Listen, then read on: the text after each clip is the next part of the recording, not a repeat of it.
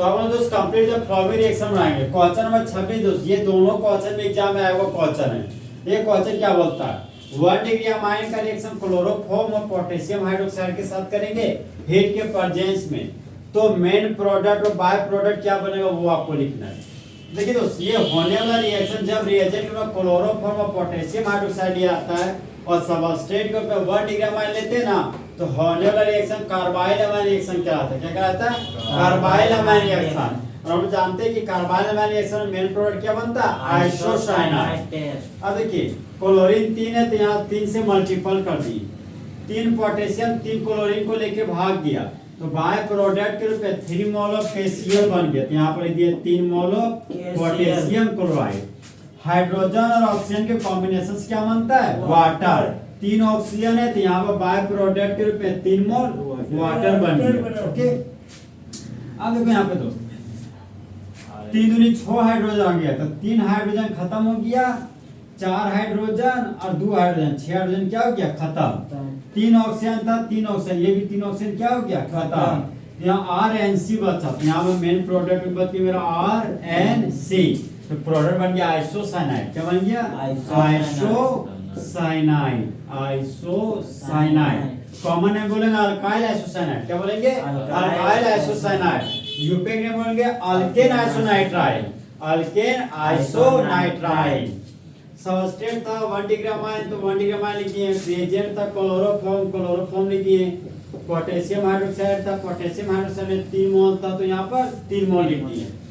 तो ये होने वाला रिएक्शन क्या कहलाएगा? Carbyl amine reaction. तो बोलो जब 1 डिग्री अमाइन का रिएक्शन क्लोरोफॉर्म और पोटेशियम हाइड्रोक्साइड के साथ करते हैं, तो मेन प्रोडक्ट के रूप में आइसोसाइनाइड बनता है, और बाय प्रोडक्ट के रूप में पोटेशियम क्लोराइड और वाटर बनता है।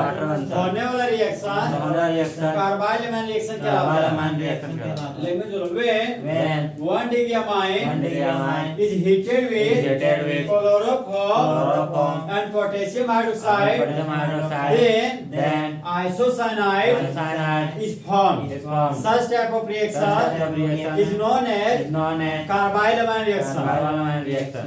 और क्वेश्चन में 26 का बी पे आते दोस्त, ये मेरा अमाइड फंक्शनल ग्रुप है। कौन सा फंक्शनल ग्रुप है? Amide functional group. यहाँ पर लिख दिया अमाइड। तो जब अमाइड का रिएक्शन ब्रोमीन और सोडियम हाइड्रोक्साइड के साथ करते हैं ना, तो होने वाला रिएक्शन हॉफमैन ब्रोमोमाइड रिएक्शन कहलाता है। क्या कहलाता है? Hoffmann bromamide reaction. 2 था तो 2 का डबल कर दे, कितना हो गया? 4 मोल। और 2 यहाँ पे ब्रोमीन नॉन मेटल है, सोडियम मेटल है, तो 2 ब्रोमीन 2 सोडियम को लेके भाग गया, तो बाय प्रोडक्ट के रूप में 2 मोल ऑफ NaBr निकल गया। तो यहाँ पे कितना सोडियम बढ़ गया? 2 सोडियम। तो बाय प्रोडक्ट के रूप में 2 मोल ऑफ सोडियम ब्रोमाइड निकाल दिए। 4 सोडियम में से 2 सोडियम को यूज कर दिए, तो बस ये 2 सोडियम, तो यहाँ पे 2 सोडियम लिख दिए। ओके, फिर आगे बढ़े। हाइड्रोजन और ऑक्सीजन के कॉम्बिनेशन से वाटर बना, 4 ऑक्सीजन है तो 4 मोल वाटर बनेगा। यहाँ पे बाय प्रोडक्ट के रूप में 4 मोल दोस्त वाटर बना दिए। ओके, हाइड्रोजन ऑक्सीजन कॉम्बिनेशन क्या बन गया? वाटर का मॉलिक्यूल। 4 हाइड्रोजन है तो 4 हाइड्रोजन के लिए मेरा 2 मोल वाटर, 4 हाइड्रोजन खत्म हो गया। अब ऑक्सीजन पे आते हैं, 4 और 1 5 ऑक्सीजन, तो 2 ऑक्सीजन यूज कर दिए, बच गया मेरे पास 3 ऑक्सीजन। तो CO ग्रुप है, यहाँ पे लिख दिए CO ग्रुप, और यहाँ क्या लिख दिए? O3। यहाँ पे देखो 3 2 5 ऑक्सीजन, 3 4 और 1 5 ऑक्सीजन, यहाँ बच के छुछिया RNH2, यहाँ पे लिख दिया RNH2। ये हो गया तुम्हारा 1 डिग्री अमाइन। क्या हो गया?